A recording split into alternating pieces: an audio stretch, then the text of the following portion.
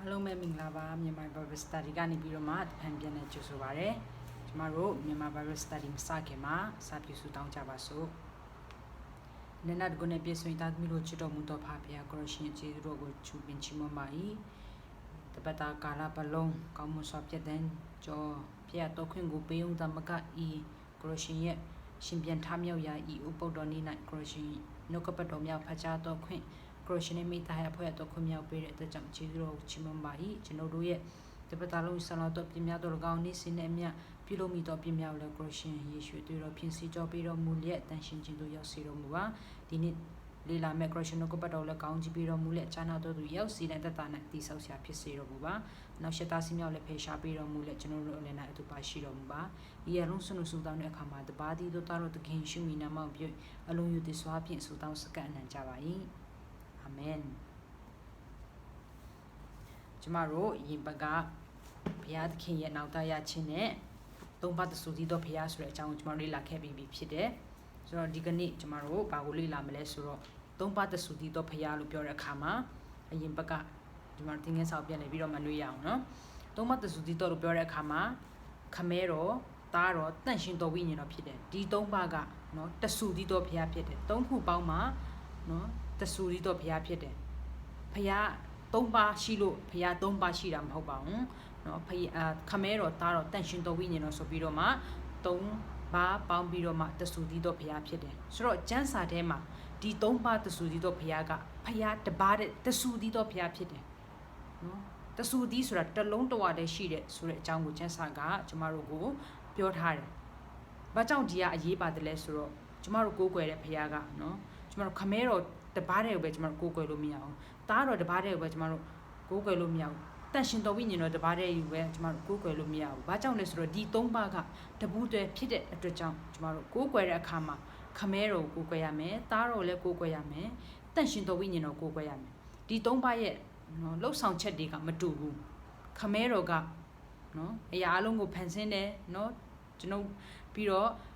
လောကလူသားတွေအပြစ်ထဲကိုကျသွားတဲ့အခါမှာအပြစ်ထဲမှာနှစ်မွန်းတဲ့အခါမှာဘုရားသခင်မစားနဲ့ဆိုတဲ့အတီးကိုစားပြီးတော့မှဘုရားသခင်စကားကိုနားမထောင်တဲ့အပြစ်တွေကြောင့်လောကလူသားတွေအပြစ်ထဲကိုရောက်ရှိသွားတဲ့အချိန်ကစပြီးတော့မှเนาะတကယ်တမ်းတော့ကျမတို့လူသားတွေကအပြစ်သားဖြစ်တယ်ကျမတို့အပြစ်ကြောင့်ဘယ်ကိုသွားမလဲဆိုတော့ငရဲကိုသွားရမယ်အဲ့ဒါကိုခမဲတော်ကเนาะလူကျမတို့သူဖန်ဆင်းထားတဲ့လူသားတွေကိုငရဲကိုမကြစေချင်ဘူးအဲ့ဒါကြောင့်မို့သူ့ရဲ့သားတော်ယေရှုကိုကျမတို့ကိုပေးမယ်ဆိုပြီးတော့မှပေးဖို့ဆိုပြီးတော့မှကျမတို့ကိုဂတိပေးတယ်ဘယ်ထဲမှာပြောထားလဲဆိုတော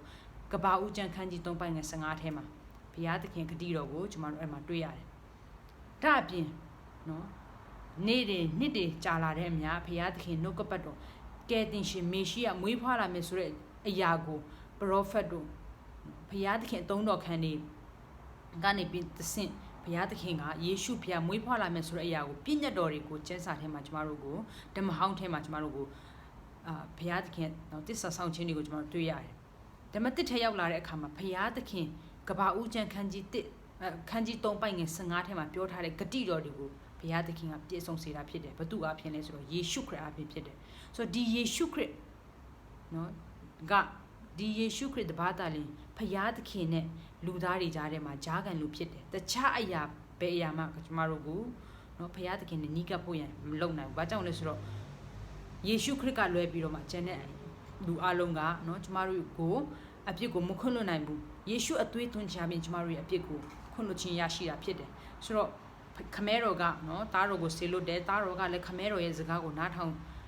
ချင်းဖြင့်နော်တင်းနဲ့ကျွန်တော်အပြစ်အတွက်ကြောင့်ကားထဲမှာအသေးခံတယ်ဒီတေခံခြင်းက तू ပြောလို့အသေးခံတာမဟုတ်ဘူး तू နော်ဘာမှအလကားနေနဲ့ तू အသေးခံတာမဟုတ်ဘူးတင်းနဲ့ကျွန်တော်ရဲ့အပြစ်လွတ်ဖို့ရန်အတွက်နော် तू အသွေးသွင်းရမယ်ဆိုတော့ကျမ်းစာကဓမ္မဟောင်းကပြောထားတဲ့အရာတွေကို तू ကဣတိမလွဲတသွေမသိမ့်လိုက်နာတယ်ယေရှုခရစ်ရဲ့လိုက်နာခြင်းအပြင် तू ကကားရင်ပေါ်မှာအသေးခံတယ်အသေးခံပြီးတော့မှဆက်လက်တည်သွားလားဆိုတော့မတည်သွားဘူး3ရက်မြောက်သောနေ့မှာရှင်ပြန်ထမြောက်တယ်ဒီယေရှုရဲ့ရှင်ပြန်ထမြောက်ခြင်းကြောင့်ကျမတို့လည်းတနေ့သောတစ်ချိန်မှာတည်ရမယ်နော်ဒါပေမဲ့တည်ပြီးတာနဲ့ကျမတို့ပြီးသွားလားဆိုတော့မဟုတ်ဘူးတနေ့သောတစ်ချိန်မှာယေရှုနဲ့ပြန်လည်ပြီးတော့တွေ့ရမှာဖြစ်တယ်ဘာကြောင့်လဲဆိုတော့ယေရှုရှင်ပြန်ထမြောက်ခြင်းကြောင့်ကျမတို့လည်းရှင်ပြန်ထမြောက်မှာဖြစ်တယ်ဆိုတော့ယေရှုဖျားနော်3ရက်မြောက်သောနေ့မှာရှင်ပြန်ထမြောက်ပြီးတဲ့အခါမှာဘာဆက်လုပ်လဲနော်တမန်တော်ဝတ္ထုကိုဖတ်တဲ့အခါမှာကျမတို့သိရယေရှုဖျားနော် တေချင်းကနေပြီးတော့မှရှင်ပြန်ထမြောက်ပြီးတဲ့အခါမှာသူလောကမှာခဏတာနေပြီးတော့မှကောင်းကင်ကိုပြန်ဆန်တက်သွားတယ်။ကောင်းကင်ပြန်ဆန်တက်သွားတဲ့အခါမှာသူလောကလူသားတွေကိုဘာမှာခဲ့လဲဆိုတော့တင်ကျွန်ုပ်တို့ကိုနော်ဥဆောင်ဖို့ရန်ကျွန်ုပ်တို့ရဲ့အသက်တာကိုလမ်းပြဖို့ရန်ဘသူကိုစေမလို့မလဲဆိုတော့ယေရှုဖခင်ကအခုလောကမှာမရှိတော့ဘူး။ဘာကြောင့်လဲဆိုတော့သူကောင်းကင်ကိုဆန်တက်သွားပြီဖြစ်တဲ့အတွက်ကြောင့်ယေရှုရဲ့နော်ဖခင်တခြားယေရှုရဲ့ကိုစားတန်ရှင်တော်ဝိညာဉ်တော်ဆိုတော့ဖခင်တန်ရှင်တော်ဝိညာဉ်တော်ကလည်းဖခင်ဖြစ်တယ်အဲ့ဒါကိုမမေ့ပါနဲ့တန်ရှင်တော်ဝိညာဉ်တော်ကိုတင်တို့စီမှာငါစေလို့မယ်ဆိုပြီးတော့မှယေရှုကတမန်တော်ခန်းကြီး1ထဲမှာသူကောင်းကင်ဘုံပြန်ဆန်တက်သွားတဲ့အခါမှာကျမတို့ကိုဂတိပေးထားတာဖြစ်တယ်ဆိုတော့ဒီဖခင်နော်သုံးပါးစုတည်တော်ဖခင်လို့ပြောတဲ့အခါမှာကျမတို့ကြိုက်တယ်လို့ပြောတာမဟုတ်ပါဘူးနော်ကျမ်းစာကအတိအကျနဲ့ပြောထားတာဖြစ်တယ်အရင်ဘက်ကလည်းနော်တိရောအခန်းကြီး3တိရောအခန်းကြီး9ပိုင်ငယ်9ထဲမှာလည်းနော်ကျမတို့ပြန်ဖတ်ရအောင်နော်တိရောအခန်းကြီး9ပိုင်ငယ်9ထဲမှာ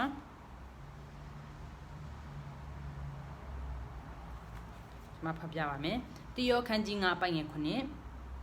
တို့ဖြစ်လျင်ကောင်းကင်ဘုံ၌ခမဲတော်တပါနှုတ်ကပတ်တော်တပါတန့်ရှင်တော်ဝိညာဉ်တော်တပါတတ်တေခံ3ပါးရှိ၍ထို3ပါးတို့သည်တလုံးတဝသည်ဖြစ်တော်မူ၏နော်တတ်တေခံ3ပါးရှိတယ်ဒီ3ပါးကသူတို့ကဖျားဖြစ်တယ်ဆိုတော့ဒီဘာကြောင့်ကျမတို့ဒီဟာကိုအခြေခံပြီးတော့မှနော်ဆူဆိုင်ပြီးတော့မှပြောနေရတယ်ဆိုဒီဟာအရန်ကိုအရေးကြီးတဲ့အရာဖြစ်တယ်နော်တချို့3ပါးသဆိုပြီးတော့ဖျားကိုမယုံကြည်တဲ့သူတွေရှိတယ်ဘာကြောင့်လဲဆိုတော့အရင်ဘက်ကပြောထားသလိုပဲကျမ်းစာထဲမှာ3ပါးသဆိုပြီးတော့ဖျားဆိုတော့တိတိကျကျမပြောထားပေမဲ့နော်မပြောထားဘူးဆိုတဲ့အရာကိုသူတို့ကင်ဆွဲပြီးတော့မှ3ပါးသဆိုပြီးတော့ဖျားဆိုတာကိုမယုံကြဘူးဒါမဲ့တင်းနဲ့ကျွန်တော်အသက်တာမှာတည်ဖို့ကကျမ်းစာကနော်ခမဲတော်တပါနှုတ်ကပတ်တော်တပါတန့်ရှင်တော်ဝိညာဉ်တော်တပါလို့ပြောတဲ့အခါမှာကျွန်တော်တို့အဲ့ဒါကိုနော်ကျမ်းစာကိုကြည့်ပြီးတော့မှကျွန်တော်တို့အသက်ရှင်ဖို့လိုအပ်တယ်နော်တစ်ခါကျမ်းစာကကျွန်တော်တို့ကိုနော်အတိလေးမပေါ်ပြထားပေမဲ့တချို့ကျမ်းပိုက်တွေမှာနော်သူကပေါ်ပြထားတယ်အဲ့ဒါတွေကိုကျွန်တော်တို့တည်တတ်ဖို့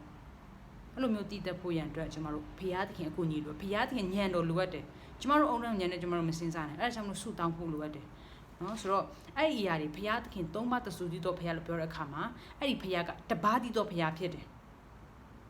ဟုတ်ပြီနော်ဒီနေ့ကျွန်တော်တို့လေ့လာမယ့်အကြောင်းကတပါးတည်တော်ဖရာ God is one တပါးတည်တော်ဖရာဖြစ်တယ်ဆိုတဲ့အကြောင်းကိုကျွန်တော်တို့ဒီနေ့အသေးစိတ်လေ့လာမှာဖြစ်တယ်အဲ့တော့ဓမ္မဟောင်းခေတ်တုန်းကဆိုရင်နော်ဓမ္မဟောင်းခေတ်တုန်းကသူတို့ကဖရာသခင်ကတပါးတည်တော်ဖရာဆိုတာကိုဟေရှာတရားဟောရာကျမ်းခန်းကြီး6ပိုင်ငယ်4မှ5တရားဟောရာကျမ်းအခန်းကြီး6 sorry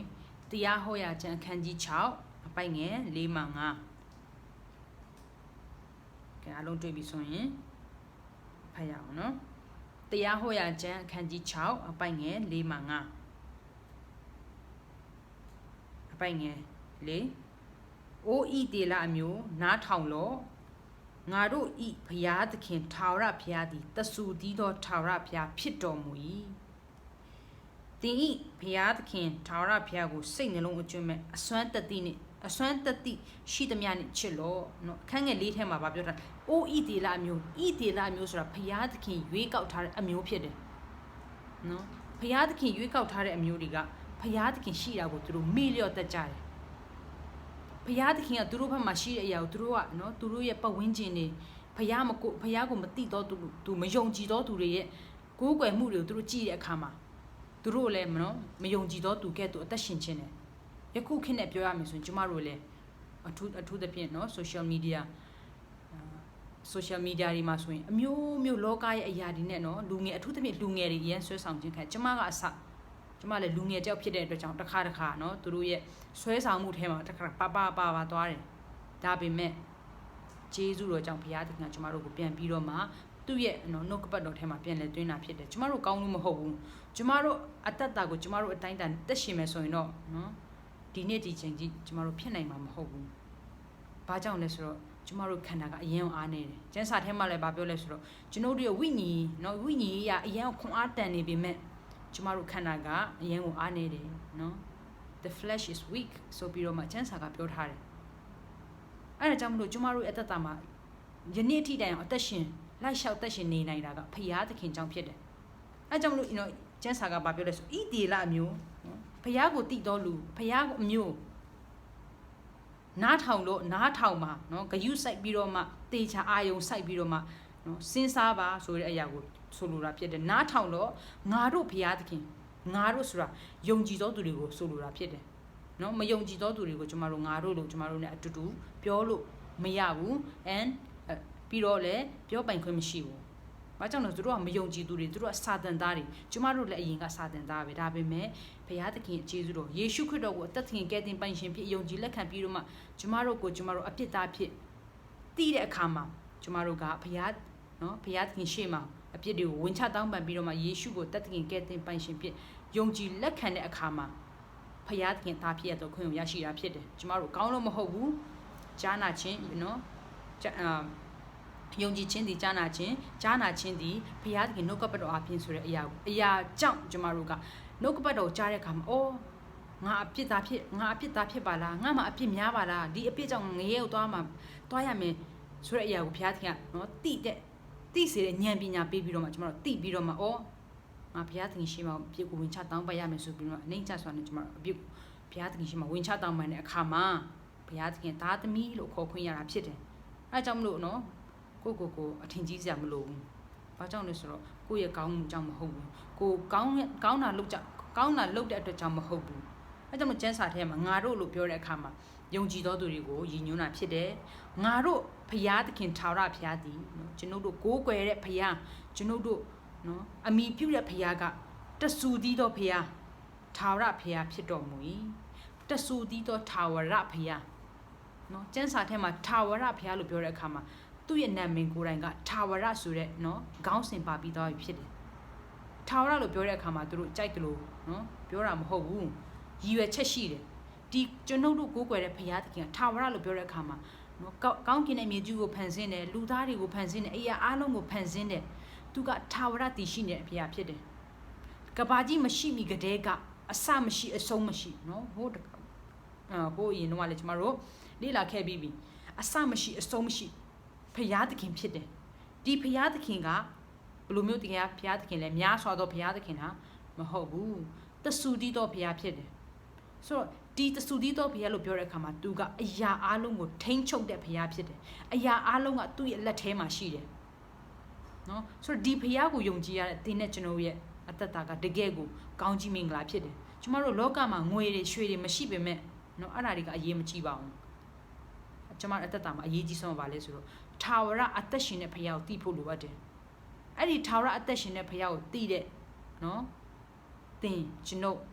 ဘုရားကိုသိတော်သူအားလုံးကတကယ်ကိုကောင်းကြီးမင်္ဂလာခံစားတော်သူတွေဖြစ်တယ်။နော်ကိုယ့်ရဲ့အကောင်းမှုကြောင့်မဟုတ်ဘူး။အဲကြောင့်မလို့ကျမ်းစာကလည်းအချိန်ချင်းပြောနော်တတိပေးတယ်။ငါတို့ကိုးကွယ်တဲ့ဘုရားသခင်ကတဆူသီးတော်ဘုရားဖြစ်တယ်။နော်တဆူသီးတော်ဘုရားဖြစ်တယ်။အဲကြောင့်မလို့အဲ့ထိုဘုရားသခင်ကိုဘယ်လိုမျိုးကိုးကွယ်ရမလဲဆိုတော့စိတ်နှလုံးအကျွမ်းမဲ့အစွမ်းရှိသမျှနဲ့ချစ်လို့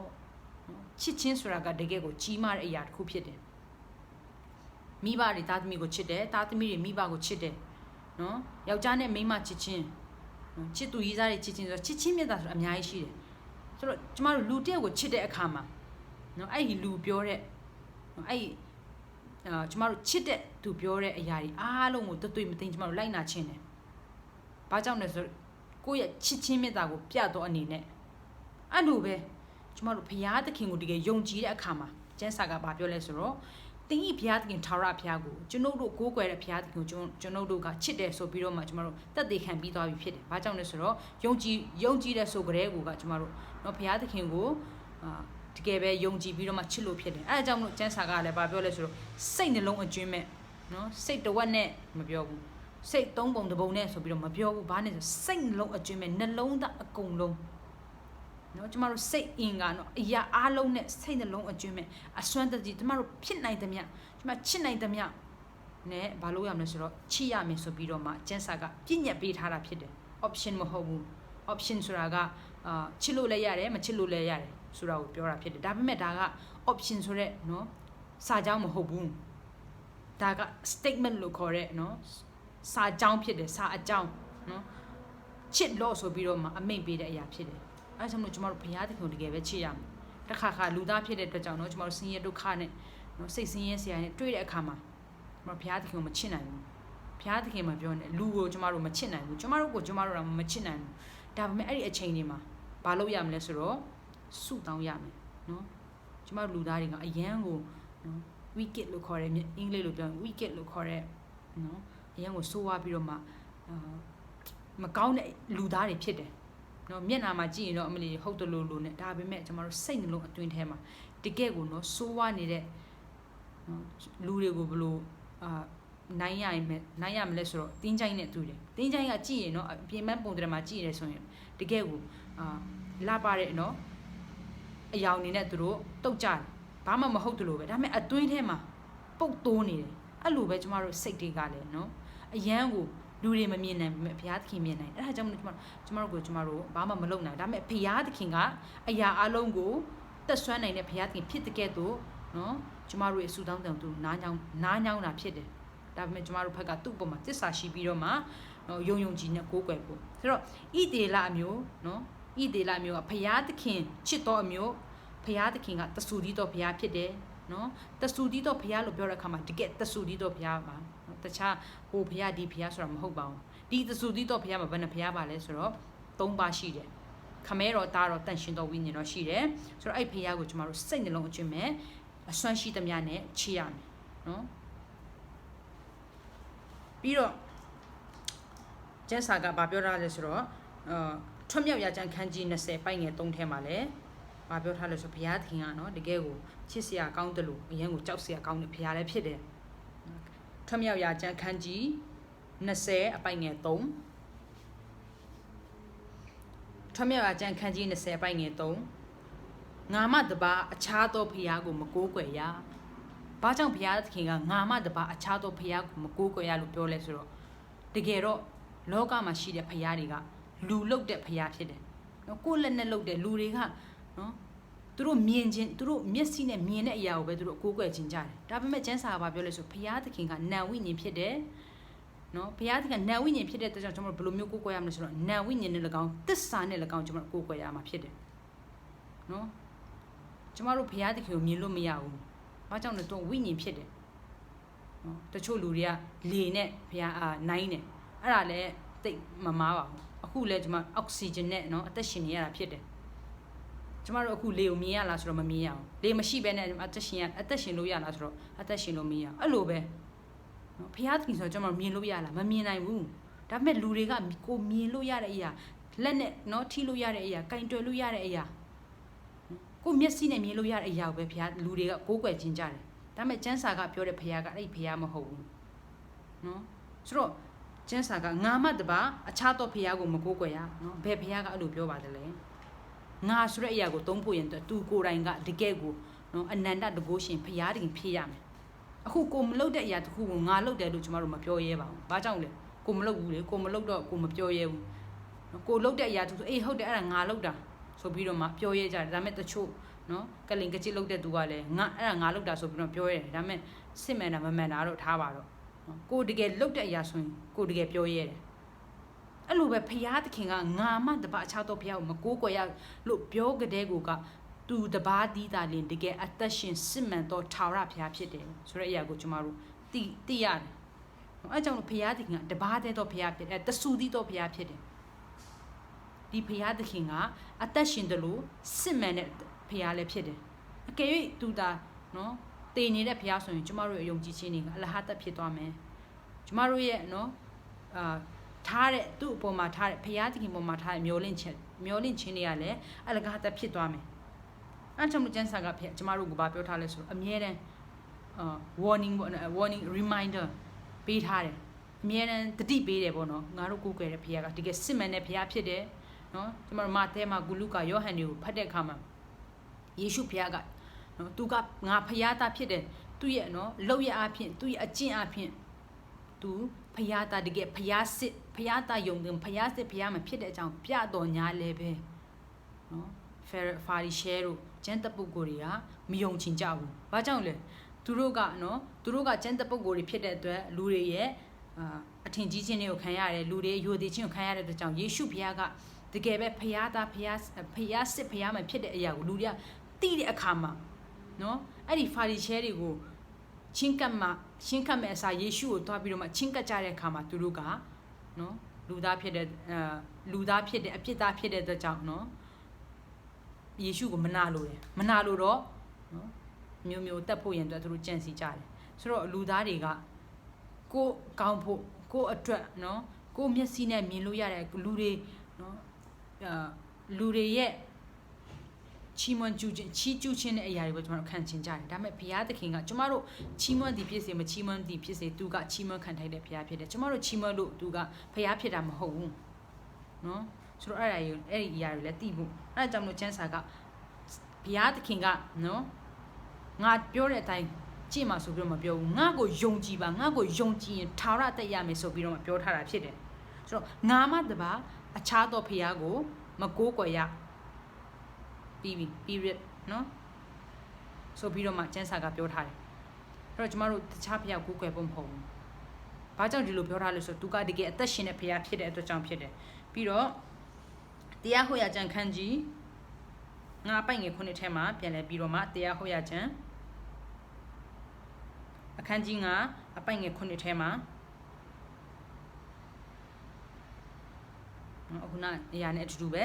တရားဟောရကျမ်းခန်းကြီး9အပိုက်ငယ်ခုနှစ်ထဲမှာဘာပြောထားလဲဆိုတော့ငါမတပါအခြားသောဘုရားကိုမကိုးကွယ်နှင့်ကျမ်းစာကပြန်လဲပြီးတော့မှเนาะတတိပေးတယ်တခြားသောဘုရားကိုမကိုးကွယ်နဲ့ငါကိုယ်တိုင်ကဘုရားသခင်ဖြစ်တယ်ငါကိုယ်တိုင်ကအသက်ရှင်တဲ့ဘုရားသခင်ဖြစ်တယ်ဆိုပြီးတော့မှကျမ်းစာကကျမတို့ကိုတတိပေးတယ်ဘာကြောင့်တတိပေးလဲကျမတို့လူသားတွေကအယံမေ့တတ်တယ်အခုပြောအခုမေ့နော်အရင်ဘက်ကဘာတင်လဲကိုမေ့ကြည့်မသိတော့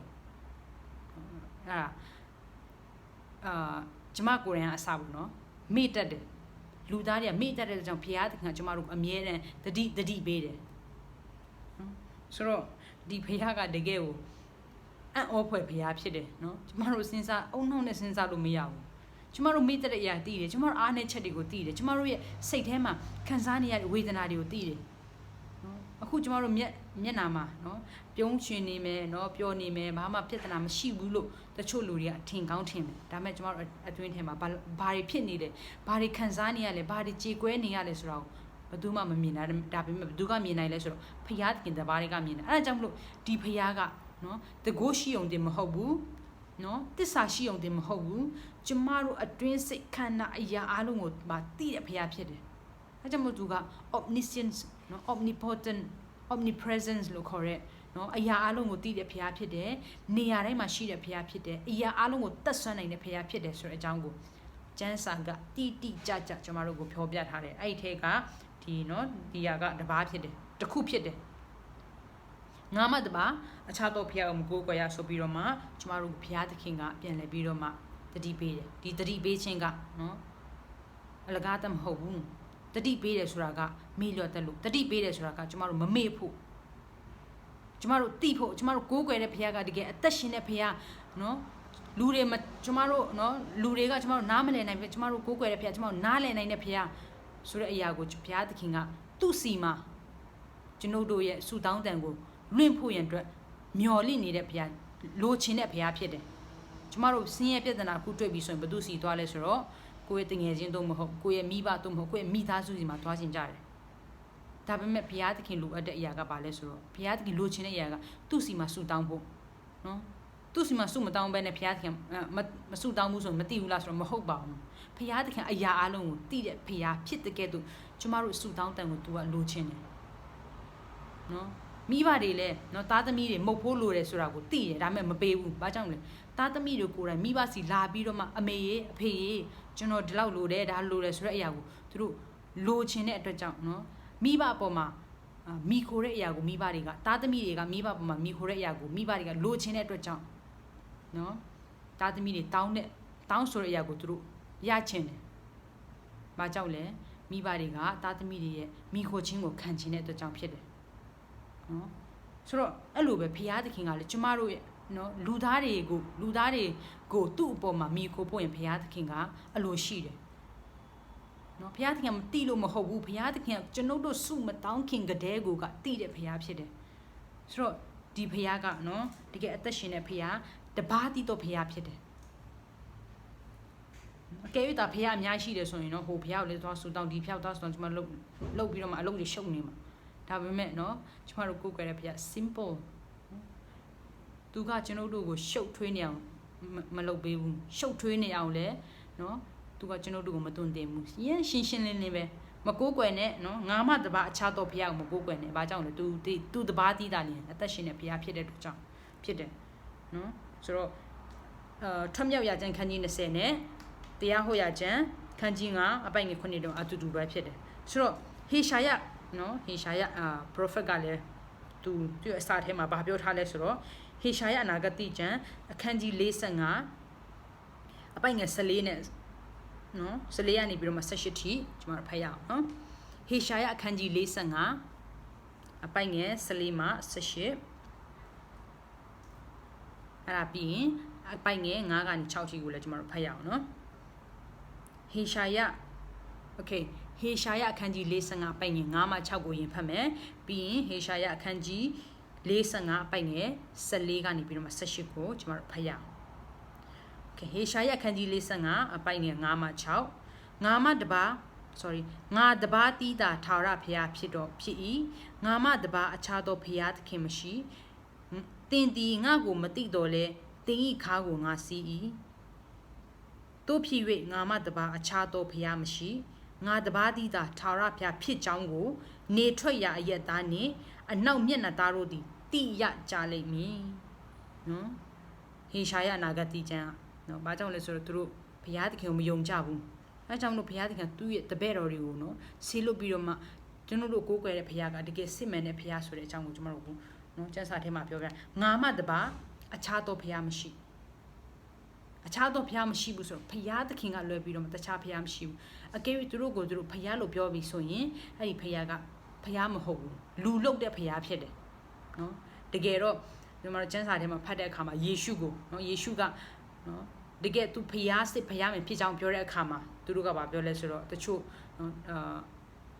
တမန်တော်ခေတ်ရောက်တဲ့အခါမှာယေရှုကိုသူတို့မယုံကြည်တဲ့ကြောင့်ဟာနော်သူ့ရဲ့တမန်တော်တွေကသူ့ကိုဖျားအဖြစ်မြောက်လို့သူကနော်ယေရှုကိုဖျားအဖြစ်ကိုးကွယ်ကြတာဆိုပြီးတော့မဟုတ်တဲ့တဲ့နော်မာယွန်းသောတုန်သင်ခြင်းတွေကိုအသင်းတော်တွေထဲမှာသူတို့ဖြန့်နှံ့ကြတယ်ဘာလို့ဖို့လဲဆိုတော့အသင်းတော်ကိုဖျက်ဆီးဖို့ဖျားသခင်ရဲ့နော်အလုတ်တော်တွေကိုသူတို့ကဖျက်ဆီးဖို့ရန်အတွက်သူတို့နော်အမျိုးမျိုးဟာတကယ်တော့ယေရှုဆိုတာကနော်တာလူပါပဲတင်းနော်နင်းနဲ့ငါလိုပဲနော်တင်းနဲ့ကျွန်ုပ်လိုပဲနော်တကယ်အပြစ်သားပဲဒါပေမဲ့သူ့ရဲ့တပည့်တော်တွေကနော်သူ့နောက်လိုက်တွေကသူ့ကိုဖျားဆိုပြီးတော့မှအထင်ကြီးပြီးတော့မှသူ့ကိုဖျားဖြစ်မြောက်လိုက်လို့သာသူကဖျားဖြစ်တာဆိုပြီးတော့မှမဟုတ်တဲ့အရာတွေကိုသူတို့လွင့်တယ်ဒါပေမဲ့ကျမတို့ကိုးကွယ်တဲ့ဖျားကအကယ်၍သာသူသာမဟုတ်ဘူးဆိုရင်ကျမတို့ရှူတောင်းတန်တွေကိုလည်းနားညံ့မှာမဟုတ်ကျမတို့လည်းကွယ်ကနိုင်မှာမဟုတ်ဘူးကျမတို့ဘာကြောင့်ကွယ်ကလဲသူ့မှာတကိုးရှိလို့နော်ဆိုတော့မာယူတဲ့တုန်တင်ချင်းတွေကိုနားမထောင်ပါနဲ့ကျန်းစာကိုဖတ်ပါကျန်းစာထဲမှာဘလို့ပြောထားလဲအရာဘလို့ပြောထားလဲနော်ကျန်းစာကကျမတို့ဘလို့သင်လဲဆိုတဲ့အရာကိုကျန်းစာကိုအဓိကထားပြီးတော့မှကျမတို့ဆုံးဖြတ်ချက်တွေကိုနော်ပြုရမှာဖြစ်တယ်လူပြောတိုင်းမယုံပါနဲ့နော်ဆိုတော့ကျမပြောတဲ့အရာကိုလည်းနော်ကျန်းစာနဲ့မကိုက်ညီဘူးဆိုရင်မယုံပါနဲ့ဘာကြောင့်လဲဆိုတော့ကျန်းစာကကျမတို့ရဲ့ဥတီချက်ဖြစ်တယ်ကျန်းစာကကျမတို့ရဲ့အခြေရင်းဖြစ်တယ်ဆိုတော့နော်ကျန်းစာကဘာပြောထားလဲငါမှတပါအခြားသောဖျားသခင်မရှိနော်ဖျားသခင်ကပြောရဲတယ်ဘာကြောင့်လဲ तू ကတကယ်ဖျားဖြစ်လို့အဲ့ဒါကြောင့်မလို့နော်ဖျားသခင်ကဘာပြောလဲဆိုတော့ तू ဖျားဖြစ်တဲ့အကြောင်း तू ဒီထာဝရအသက်ရှင်တဲ့အဆုံးမရှိအစမရှိအဆုံးမရှိဖျားသခင်အမြဲတမ်းတကိုးကြီးသောဖျားသခင်နော်ဖြစ်ကြောင်းကိုဘသူတွေကသိနေလဲဆိုတော့နေထွက်ရအရက်သားနဲ့အနောက်မျက်နှာသားတို့သည်သိကြလိမ့်မည်လူသားတွေအားလုံးကတနေ့တော့တစ်ချိန်မှာသိရမှာဖြစ်တယ်အဲ့ချိန်ကျမှဟာနော်ကိုတော့ကျမအဖြစ်ကိုခွန်းလို့ပါကျမတကယ်ယုံကြည်ပါလို့ပြောတဲ့ချိန်နော်အဲ့ချိန်ကျရင်တော့နောက်ကျသွားပြီ sorry ပဲနော်အခုချိန်ကကဲတင်ရှင်ဖြစ်တယ်ကဲတင်ရာနေ့ရက်ကာလဖြစ်တယ်အဲ့ဒါကြောင့်မလို့ဒီနေ့တင်းရဲ့အတ္တမှာနော်ယေရှုခရစ်တော်ကိုလက်ခံယုံကြည်မယ်ဆိုရင်အချိန်ရှိသေးပါတယ်မိတ်ဆွေနော်နောက်ကျသေးပါဘူးဆိုတော့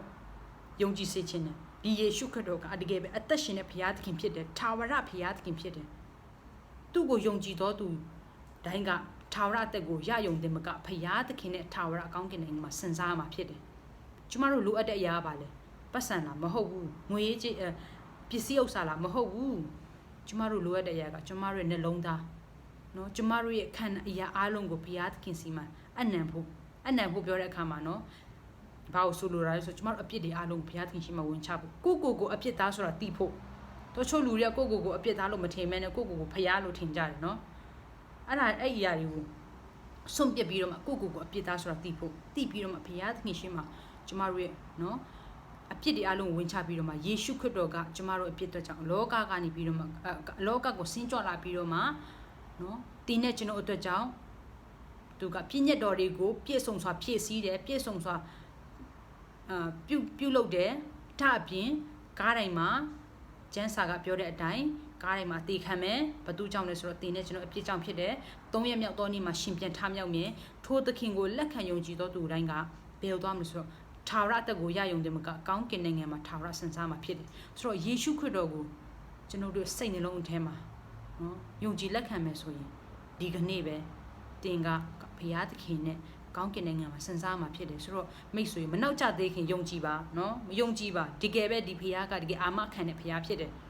ငါ့ကိုယုံကြည်ရင်ထာဝရတက်ကိုရမယ်လို့ပြောတဲ့ဘုရားဖြစ်တယ်ဒီဘုရားမှုပြမှာကျမတို့တွေ့နိုင်လဲဆိုတော့ဘယ်မှမတွေ့နိုင်ပါဘူးနှုတ်ကပတ်တော်ထဲမှာသူ့ရဲ့ chance ထဲမှာပဲကျမတို့တွေ့နိုင်တယ်ဖြစ်တယ်တကယ်လို့ဒါနှုတ်ကပတ်တော်ကကျမတို့ကိုမပေးထားဘူးဆိုရင်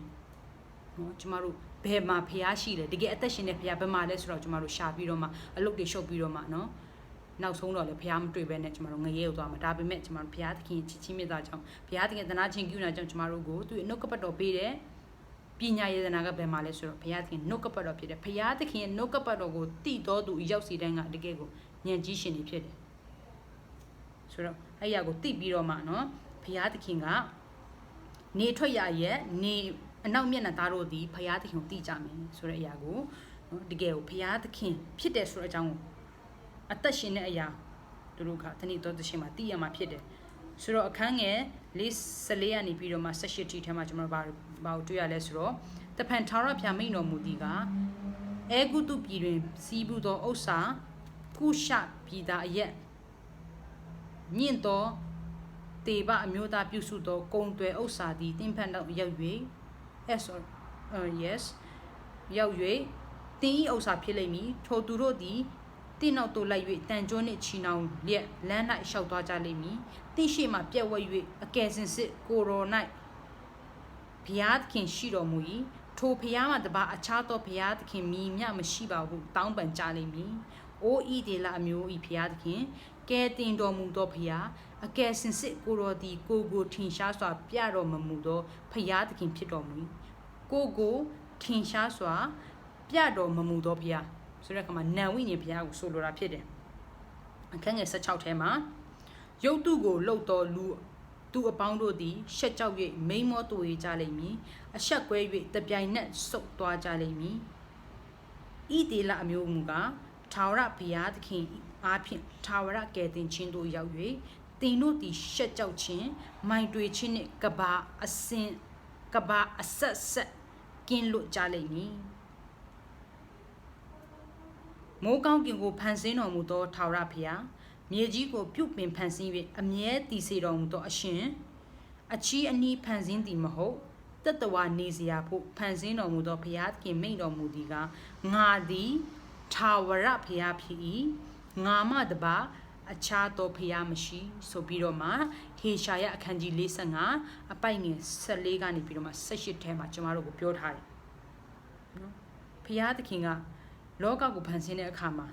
ပျော်လို့ဖန်ဆင်းတာမဟုတ်ဘူးနော်။ဘာကြောင့်ဖန်ဆင်းလဲဆိုတော့တတ္တဝါတွေနေဖို့ရန်အတွက်ဖန်ဆင်းပြီးတော့မှအချီးအနီးဖန်ဆင်းသည်မဟုတ်နော်အလကားဖန်ဆင်းတာမဟုတ်ဘူး။သူ့မှာရည်ရွယ်ချက်ရှိတယ်။သူ့ရဲ့ရည်ရွယ်ချက်ကိုကျွန်တော်သိနိုင်လားဆိုတော့ကိုနော်။သူ့ရဲ့ရည်ရွယ်ချက်ကဘာလဲဆိုတော့ဒီကောင်းကင်တဲ့မြေကြီးကိုဖန်ဆင်းတဲ့ဘုရားက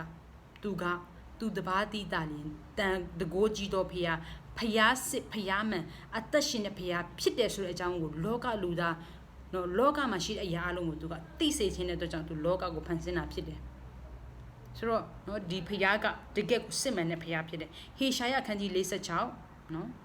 46ထဲမှာလည်းဗာပြောလဲဆိုတော့46ပိုက်ငယ်9ထဲမှာ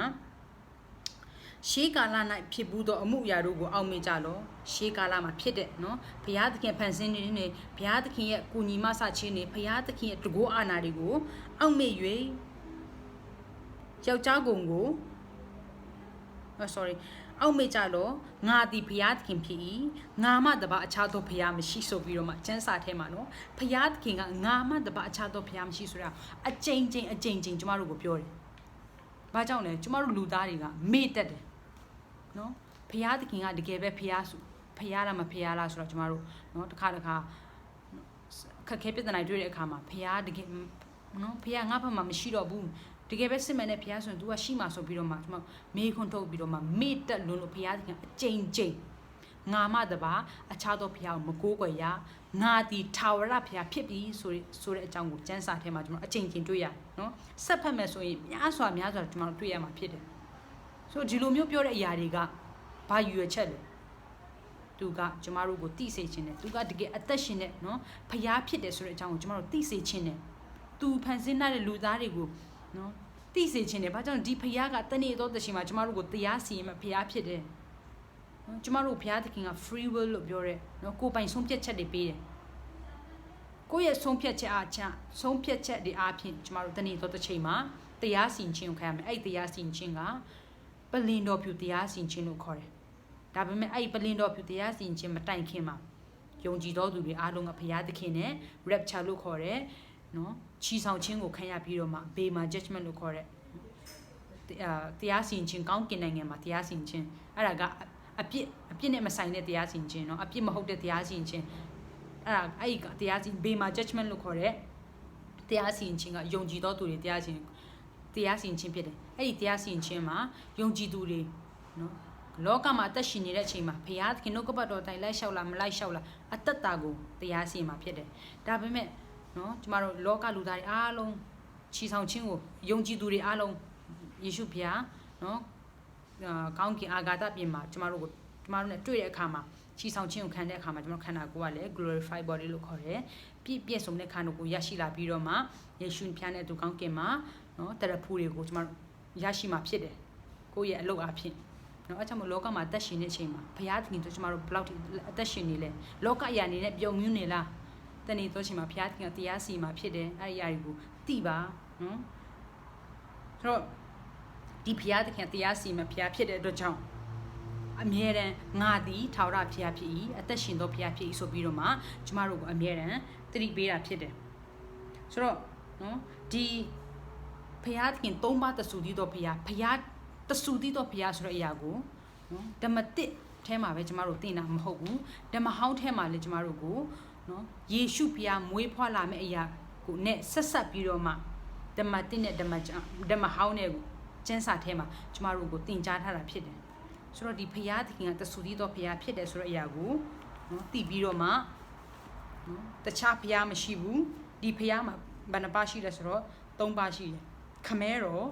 တားတော်တန့်ရှင်းသောဝိညာဉ်တော်ဆိုပြီးတော့မှ၃ပါတဆူတည်သောဘုရားဖြစ်တယ်အဲ့ဒါကိုအမြဲတမ်းတတိယဖို့လိုအပ်တယ်ပြီးတော့နော်ဆိုတော့ဓမ္မတစ်ထဲမှာလည်းကျမတို့ကဘာပြောထားလဲဆိုတော့ဓမ္မတစ်ထဲမှာတိကောအခန်းကြီး၈အပိုင်ငယ်၄မှ6ထဲမှာတိကောအခန်းကြီး၈အပိုင်ငယ်၄မှ5ထဲမှာဗာပြောထားလဲဆိုတော့တိကောအခန်းကြီး၈အပိုင်ငယ်၄မှ5ရုတ်တုရှေ့၌ပူဇော်သောရစ်ကောင်ကိုစားခြင်းအရာမှာရုတ်တုသည်ဤလောက၌အချီးနီးတသက်ဖြစ်သည်ကို၎င်းတဆူတည်သောဘုရားသခင်မှတပါအဘယ်ဘုရားသခင်မြမရှိသည်ကို၎င်းငါတို့သိကြ၏ဘုရားမြအရှင်မြဟုဆိုသည့်အတိုင်းကောင်းကင်ပေါ်မြေကြီးပေါ်မှာဘုရားဟူ၍ခေါ်ဝေါ်သမုတ်တော်သူအများရှိတော်လေ okay အချင်းဘုရားအထက်ကခတ်သိမ်းသောအရာဖြစ်၍အချင်းဘုရားသခင်အဖို့လို့ငါတို့သည်ဖြစ်ကြ၏ထိုခမဲတော်ဘုရားသခင်တပါးတည်းသာငါတို့၌ရှိတော်မူ၏အချင်းဘုရားသခင်အဖြစ်ငါတို့၌ခတ်သိမ်းသောအရာဖြစ်၏ထိုသခင်ယေရှုခရစ်တပါးတည်းသာငါတို့၌ရှိတော်မူ၏ဘုရားတွေအများကြီးเนาะအခန်းငယ်9ထဲမှာပြောလဲဆိုတော့ဘုရားများအရှင်များเนาะဘုရားများအရှင်များဟုဆိုသည့်အတိုင်းဘုရားတကာတို့ရဲ့ဘုရားအရှင်တကာတို့ရဲ့အရှင်လို့ဆိုတဲ့အတိုင်း ကောင်းကင်ပေါ်မြေကြီးပေါ်မှာဖျားဟူ၍ခေါ်ဝေါ်သမုတ်တော်သူအများကြီးရှိတော်လေနော်ဒီကောင်းကင်လောကမှာဖျားကြီးအများကြီးရှိတော်ညာလည်းပဲကျွန်ုပ်တို့မှာရှိတဲ့ဖျားတကယ်စစ်မှန်တဲ့ဖျားကဘာတူလဲဆိုတော့ယေရှုခရစ်တပါးတည်းသာငါတို့၌ရှိတော်မူ၏ဆိုပြီးတော့မှအခန်းကြီး6ရဲ့နောက်ဆုံးပိုင်းမှာကျွန်တော်တွေ့ရတယ်နော်ဆိုတော့ဒီဖျားတာမစစ်မှန်ဘူးဆိုရင်ကျွန်တော်တို့ ਨੇ ယနေ့အထိတိုင်အောင်သူကရှိနေမှာမဟုတ်ဘူးပြီးတော့သူ့ရဲ့အသက်ရှင်တဲ့ဖျားဆိုတဲ့အရာကိုလည်းသူကတက်တည်ပြနိုင်မှာမဟုတ်ဘူးဘာကြောင့်လဲသူကဖျားမဟုတ်လို့နော်တကယ်ဖျားစစ်ဖျားမှန်ဆိုရင်အသက်ရှင်ရမယ်ထာဝရအသက်ရှင်တဲ့ဖျားဖြစ်ရမယ်တကူအာနာရှိရမယ်နော်အဲ့လိုမျိုးမဟုတ်ဘူးဆိုရင်နော်အရာအလုံးကိုတိ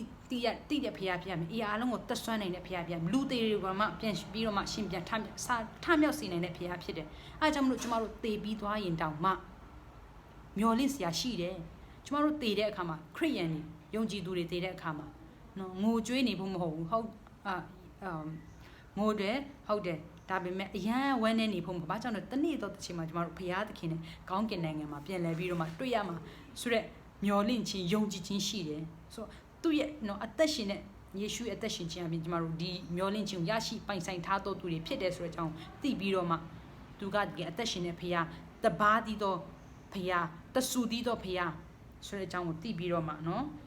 ကိုခွန်အားပေးဖို့တစ်ခါစိတ်တကြတဲ့အချိန်ကြီးရှိတယ်ဆိုတော့အဲ့ဒီအချိန်မှာဘုရားသခင်ကိုတတိယပါ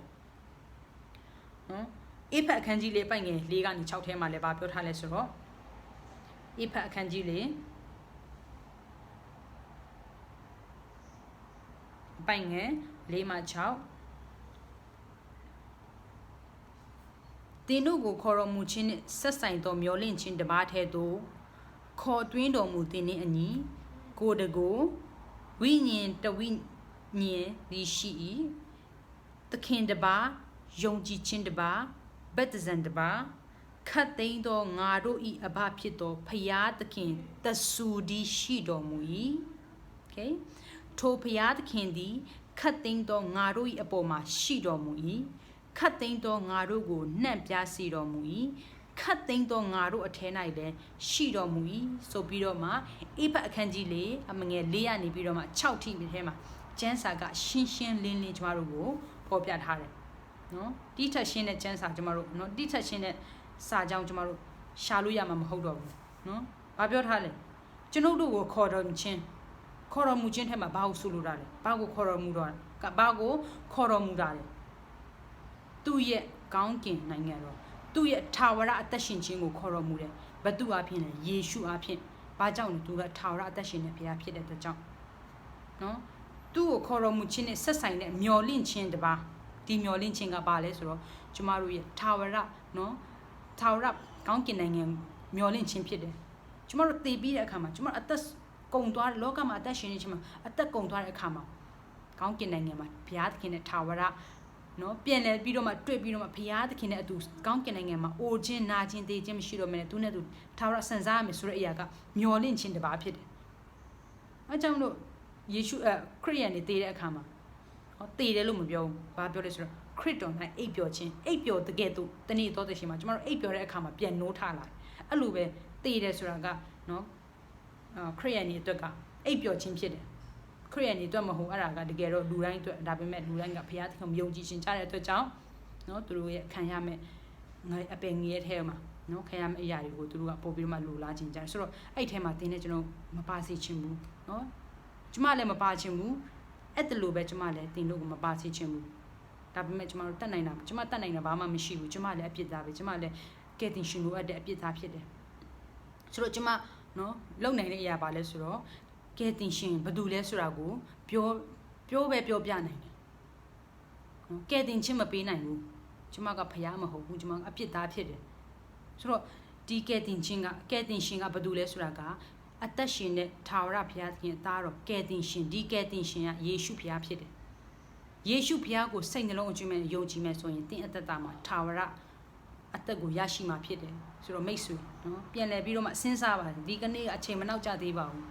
လောကမှာအသက်ရှူနေတဲ့၍အသက်ရှင်နေတဲ့၍ဒီမှာအချိန်တွေအများကြီးရှိပါတယ်အဲ့ဒီအချိန်တွေကိုမဆွဲဘဲနဲ့ငါတေခါနေကြမှာဆိုပြီးတော့မှနော်မလုပ်ပါနဲ့နော်ဘယ်နေ့ပဲချိန်သိမလဲဆိုတော့ကျွန်တော်တို့မသိပါဘူးနော် accident ဖြစ်လို့တေမလား နော်နာမကျန်းဖြစ်လို့တည်မလားနော်ပြောရင်ဆိုရင်နဲ့နော်လဲချပြီးတော့မှတည်မလားဆိုတာတည်ချင်းဆိုတာကကျမတို့ဘယ်ချိန်မှတည်မလဲဆိုတာပြောလို့မရအဲ့ကြောင့်လောကမှာအသက်ရှင်နေချိန်မှာအသက်ရှင်နေဖျားကိုတည်ပြီးတော့မှအသက်ရှင်နေဖျားရဲ့နှုတ်ကပတ်တော်တန်လိုက်လျှောက်ခြင်းကတကယ်ကိုနော်အယံကိုပါရမီရှိတဲ့အယံကိုမြင့်မြတ်တဲ့အလုပ်ဖြစ်ပါတယ်ဆိုတော့နော်ကိုငါနော်သူများတွေလိုလောကလူသားတွေလိုမချမ်းသာကြွယ်ဝဘူးဆိုပြီးတော့မှစိတ်တက်မကြပါနဲ့ထာဝရဘုရားအသက်ထာဝရဘုရားရှိခြင်းတင့်အသက်တာ၌ထာဝရအသက်ရှင်တဲ့ဘုရားကိုတည်ခြင်းကပင်တကယ်ကိုဘီလီယံနာတွေထက်ပိုပြီးတော့မှကိုဘီလီယံနာတွေဖြစ်တဲ့သူတွေဖြစ်တယ်။ဘာကြောင့်လဲ။အရာအလုံးကိုပိုင်ဆိုင်တဲ့အရာအလုံးကိုတည်တဲ့ဘုရားသခင်ကတင့်ရဲ့ဖခမဲတော်ဖြစ်သွားပြီဖြစ်တဲ့အတွက်ကြောင့်တင်းကနော်သူ့ရဲ့သားသမီးတွေဖြစ်တယ်ဘယ်လောက်ထိမြင့်မြတ်တယ်လဲ။နော်အဲ့ဒါတွေကိုတည်ပြီးတော့မှခွန်အားယူပါ။ဆိုတော့ဘုရားသခင်သားမဖြစ်သေးတဲ့နော်သူများရှိခဲ့ရင်လဲကျမပြောတဲ့အရာကအလဟာတရီမဟုတ်ပါဘူးကျမ်းစာကပြောထားတဲ့အတွက်ကြောင့်ကျမလည်းဒီလိုပြောနိုင်တာဖြစ်တယ်ကျမ်းစာကသာမပြောဘူးဆိုရင်ကျမလည်းနော်လောကမှာအမောင်ကဘာထဲမှာဆက်လက်ပြီးမှရှိနေသေးဦးမှာဒါပေမဲ့ဂျေဇုတော်ကြောင့်ယေရှုခရစ်အဖြစ်နော်ကျမအပြစ်တွေအားလုံးကိုယေရှုခရစ်တော်ကဆေးကြောပေးပြီးတဲ့အခါမှာကျမဘုရားသခင်သားဆိုတဲ့အရာကိုရရှိပြီးတော့မှသူ့ရဲ့နော်ကောင်းကြီးမင်္ဂလာတွေကိုကျမနေ့စဉ်နဲ့များကျမခံစားနေရတာဖြစ်တယ်ဆိုတော့ဒီမျောလင့်ခြင်းကဘာမျောလင့်ခြင်းလဲဆိုတော့ထာဝရမျောလင့်ခြင်းကိုခေါ်သွင်းတော်မူတည်ခြင်းအညီတကိုတဝိညာဉ်တစ်ခုရှိတယ်နော်ဝိညာဉ်လူတိုင်းမှာဝိညာဉ်ရှိတယ်တရိစ္ဆာန်တွေမှာဝိညာဉ်ရှိလားဆိုတော့ဝိညာဉ်မရှိပါဘူးတရိစ္ဆာန်တွေမှာသူတို့ကတေပြီးရင်ပြီးသွားပြီကျမတို့ကတေပြီးရင်မပြီးသွားဘူးတေပြီးရင်ဝိညာဉ်ဆိုတာရှိတယ်နော် life after death ဆိုပြီးတော့မှအင်္ဂလိပ်စကားရှိတယ်အသက်ရှင်ပြီးတဲ့တေပြီးတဲ့အခါမှာအသက်ဆိုတဲ့အရာတစ်ခုရှိတယ်အဲ့အသက်ကနော်မကုံဆုံးနိုင်တဲ့ထာဝရနော်အဆုံးမရှိတဲ့အသက်ဖြစ်သွားပြီအဲ့အသက်ကလမ်းနဲ့လမ်းမရှိတယ်ကောင်းကင်နဲ့ငရဲတင်ပယ်လန်းကိုရွေးမလဲနော်အဲ့ဒါကတင်းအဆုံးဖြတ်ချက်ဖြစ်တယ်အဲ့ဒါကြောင့်မလို့ဘုရားသခင်ကကျမတို့ကိုယ်ပိုင်ဆုံးဖြတ်ချက်တွေပေးတယ်ကိုယ့်ဘက်ကရွေးချက်တက်ဖို့ကိုယ့်ဘက်ကနှိမ့်ချစွာနဲ့တကယ်ပဲစစ်မှန်တဲ့ဘုရားကိုလိုက်ရှာဖို့အရေးကြီးတယ်ဆိုတော့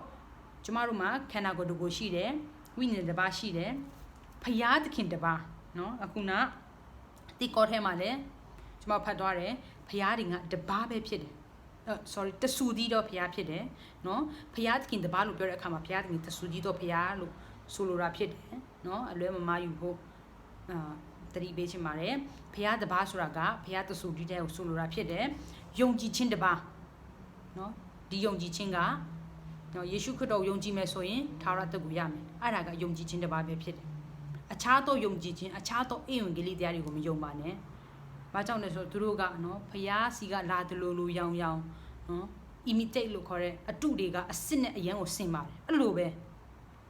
နော်ဧဝံဂေလိတရားပြောတဲ့အခါမှာတခြားသောဧဝံဂေလိတရားတွေပြောတဲ့အခါမှာသူက